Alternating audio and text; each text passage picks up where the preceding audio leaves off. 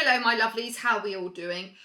First of all, let's address the elephant in the room. I know what you're all thinking. Steph, are you wearing your pyjamas? And I would say no, I am not wearing my pyjamas. I'm in fact wearing my onesie, which thanks to COVID and lockdown actually became loungewear, so it is acceptable to wear during the day. Plus, life's too short to be uncomfortable, so YOLO. Anyway, what are we doing today?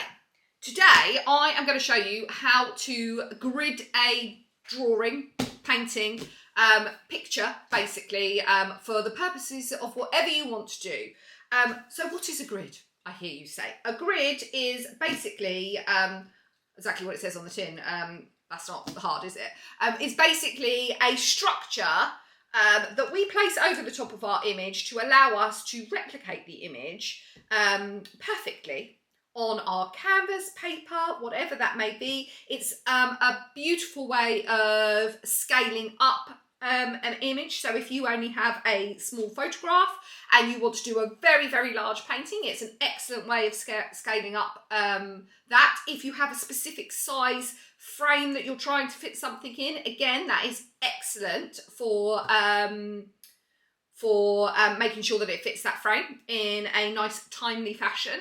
I use grids, not in their entirety. I use grids mainly when I am doing portrait work or if I am doing a commission for somebody, which generally tends to be their pet.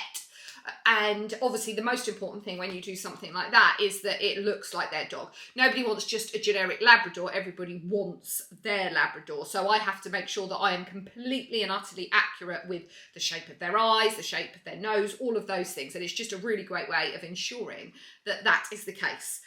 So I'm going to show you how it's done. Let us crack on. Okay, I am hoping we're in line everywhere. Honestly, it's taken me an age to get that sorted out. I don't know why, it just obviously was today. Right, here we go.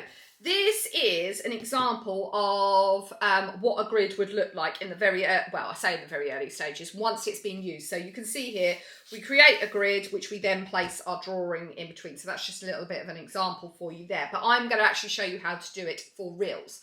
Now,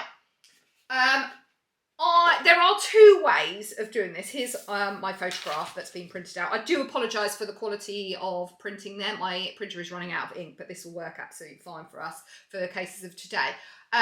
You can use, there are apps on your iPad that you can use to create a grid on. I will show you here, for instance. So here is our photograph that we're doing, and I've used the grid app that I downloaded or uploaded, however you want to put it, and use that to create a grid over it, so you don't have to worry about printing out your images, your photographs or anything like that. I generally do tend to use it on my iPad, but what I want to do is show you how to use it, how to do it if you've got a photograph or the image in paper, so you know both ways really. Loads of different grid apps that you can download, that's just your own personal preference. So like I said before, I generally use a grid purely for portraits. You can actually use them for anything that you're drawing. It's a really great way of transferring an image. Also really, really good if you're doing something that's very complex with really difficult perspective or anything like that. It's just a really great way of kind of getting your eye in. We all know as artists how much information gets lost between that moment that we look at our image here and then we go to transfer it onto our piece of paper or our canvas. And by putting a grid over it, it's just a really good way of like hemming us in a little bit. It gives us an extra tool when we're drawing something out and making sure that we're not going skew-if. I've lost my pencil that I was going to use, but never mind. Anyway, so I'm going to show you how to do it on a piece of paper.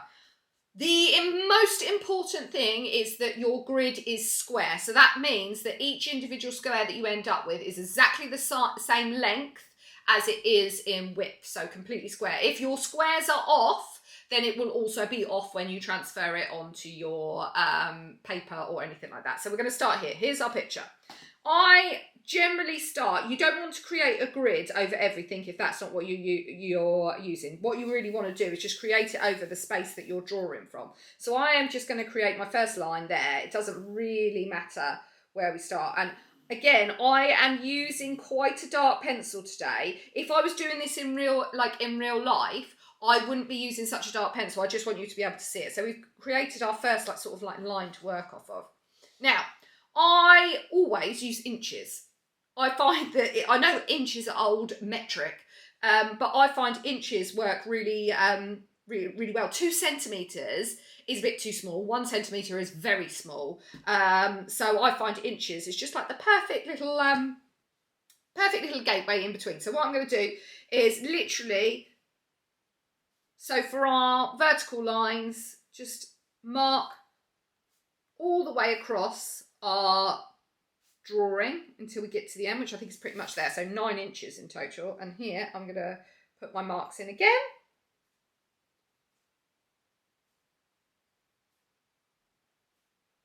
There we go. Perfect. And then I am just going to draw and connect the dots. Very, very simple. Everybody can do this. Obviously, it is, in theory, quicker on an app, but nonetheless, sometimes it's good to put the work in. So there we go. I'm going to leave it there, and then when you come back, I'm going to have done the whole thing, because there's nothing worse than watching me just draw straight lines.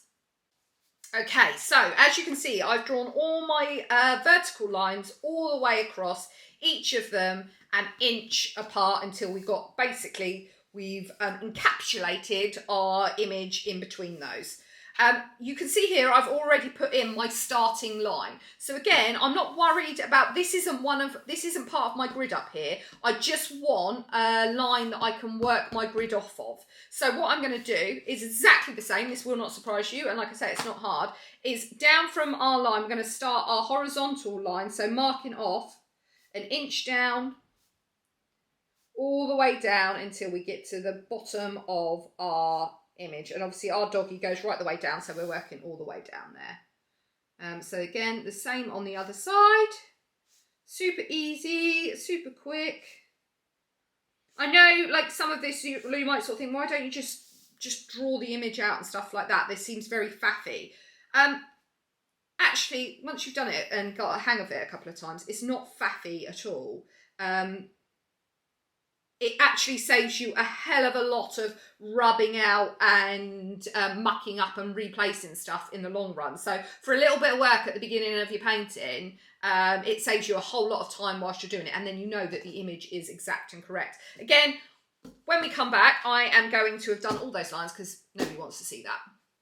Right, as you can see here, now what we have is a perfectly laid out grid over the top of our image that we want to draw.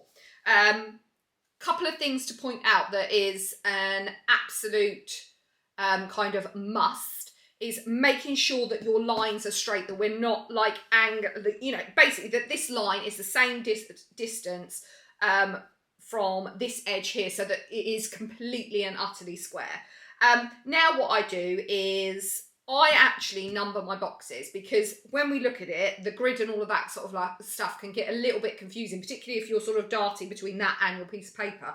So I find numbering the boxes just helps to get my brain in gear a little bit. So 1, 2, 3, 4, 5, 6, 7, 8, 9. And then the same down here, 1, 2, 3, 4, 5, 6, 7. There we go.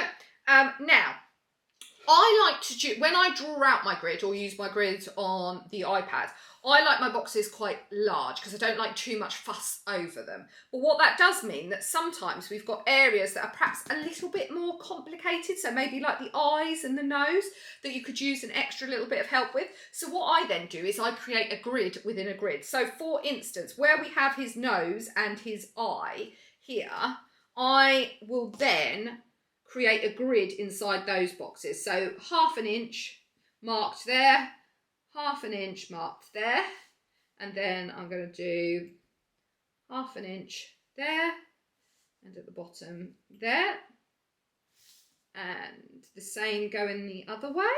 I hope this is all making perfect sense to you all. So put that there.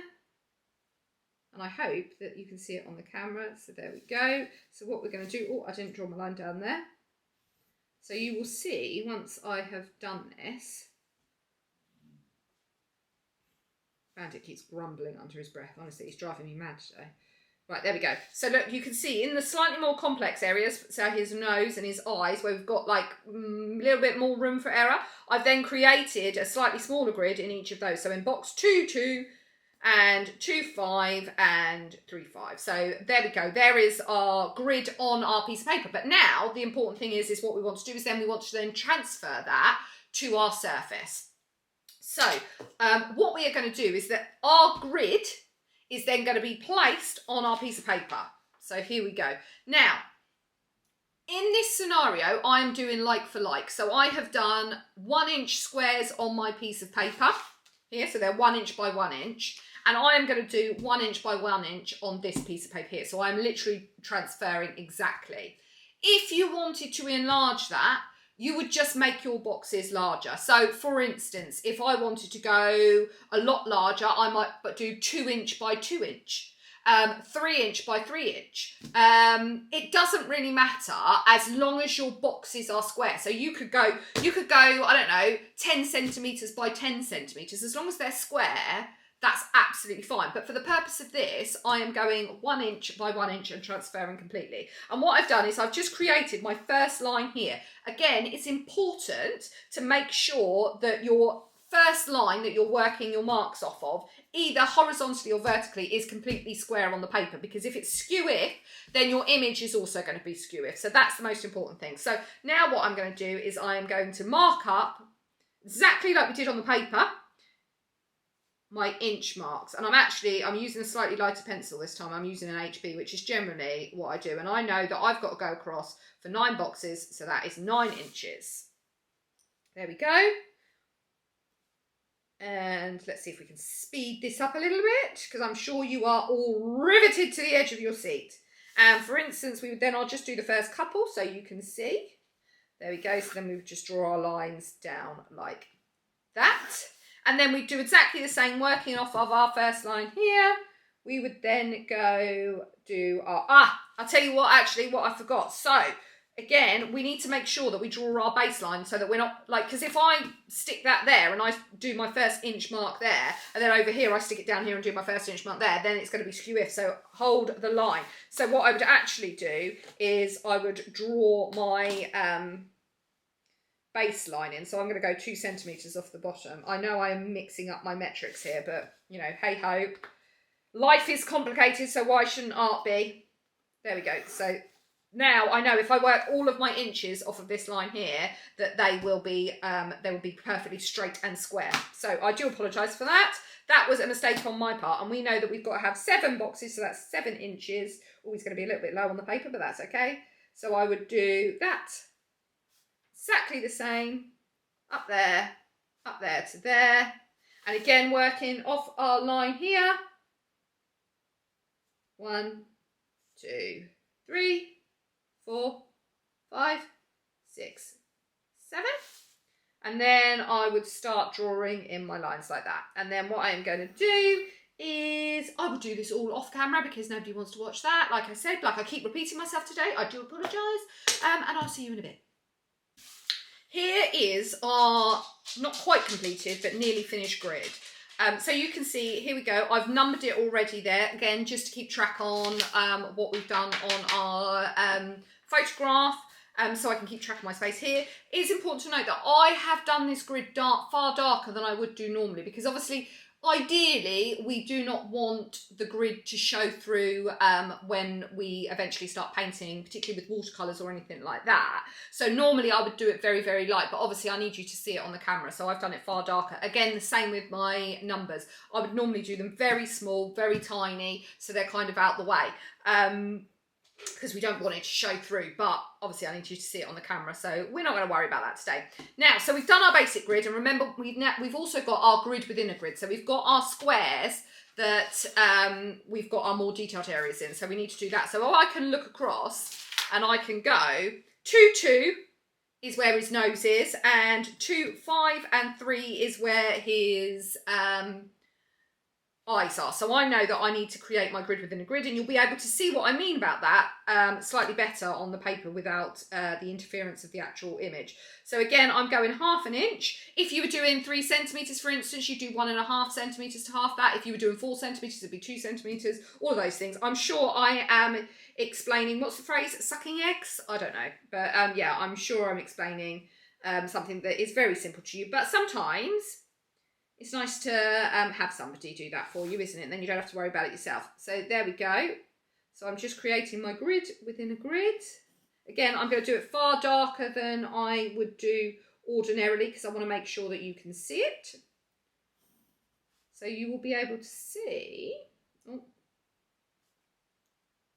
there we go.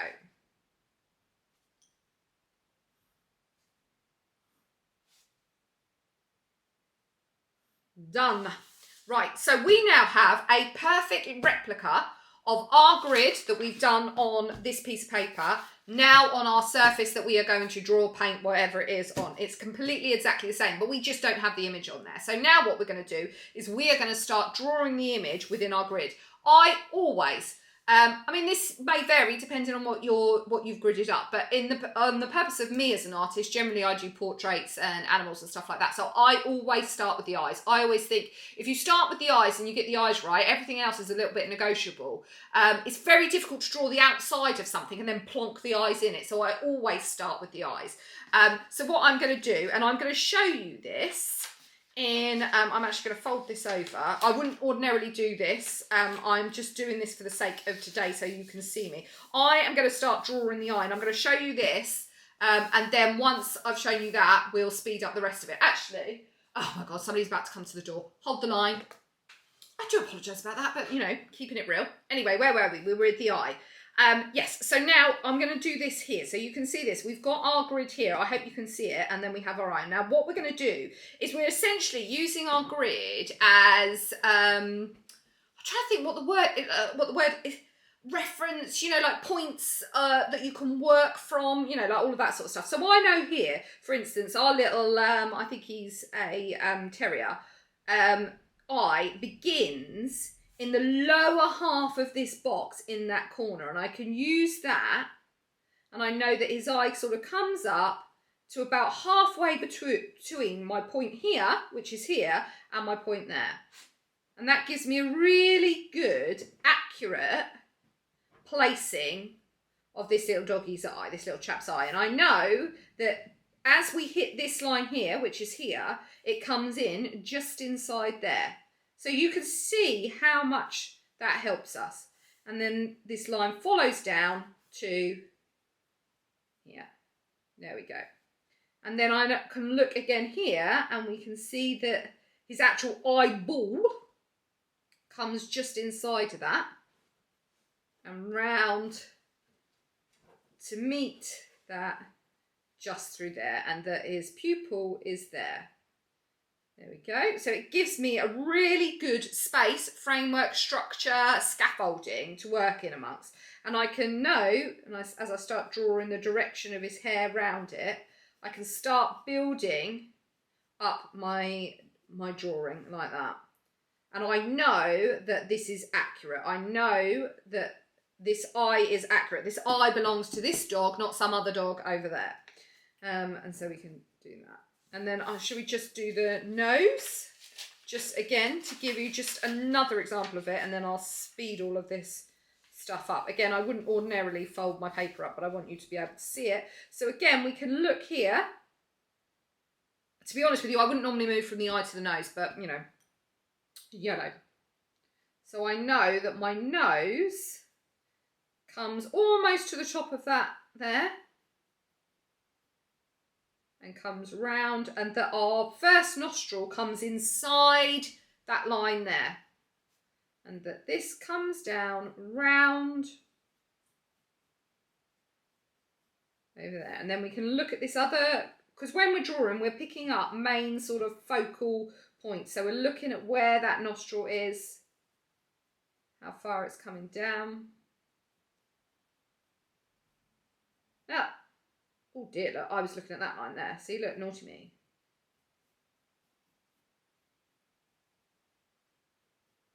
Right.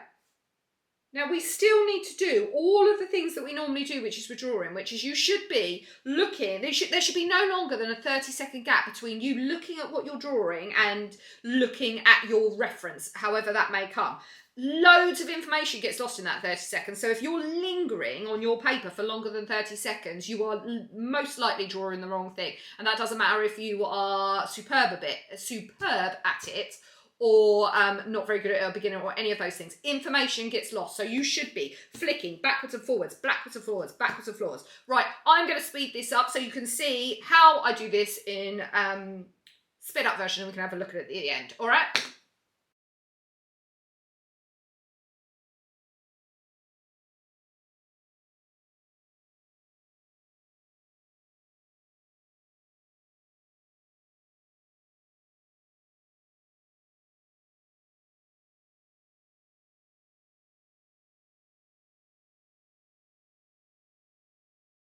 Okay, there we go. So now you can see we have our outline of our doggy in our grid that we've created, like for like, transferred, super easy. It actually doesn't take that long at all. Now, a couple of things to sort of point out or think about here is, and this is bonus footage really. First of all, I've done my outline far heavier than I would do normally.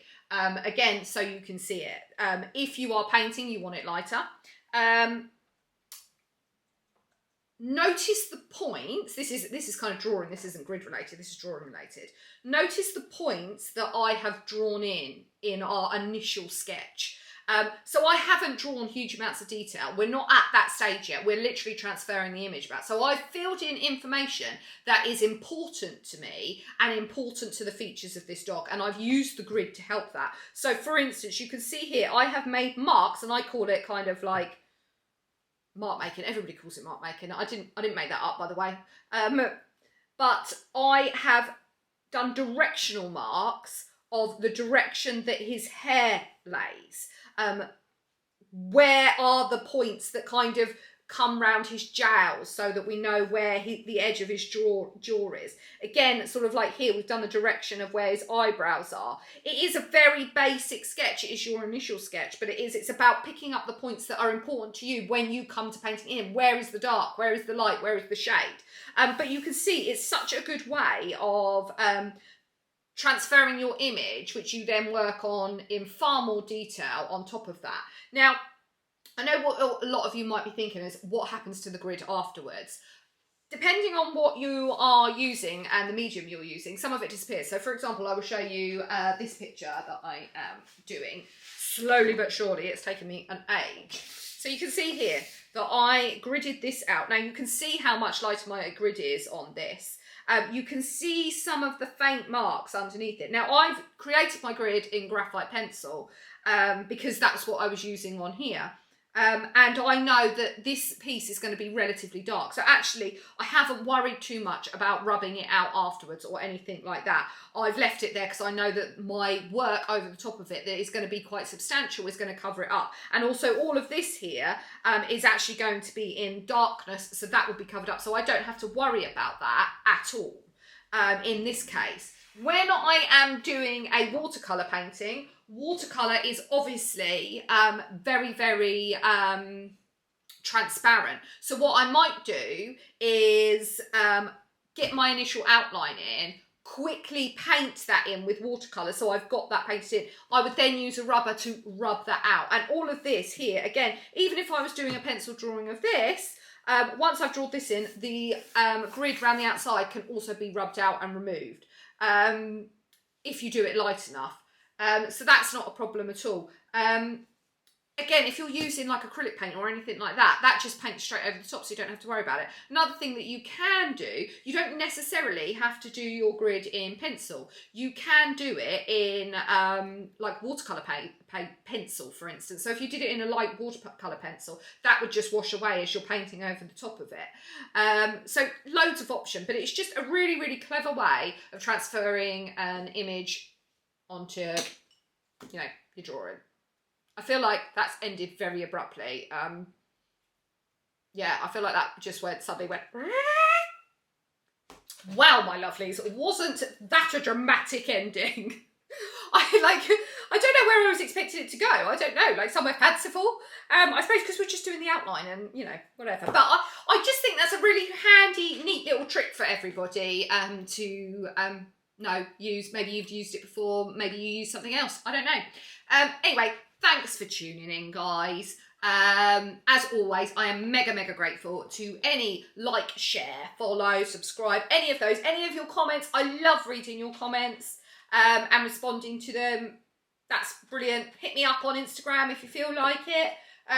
All of that jazz. And until next time, yeah, be safe.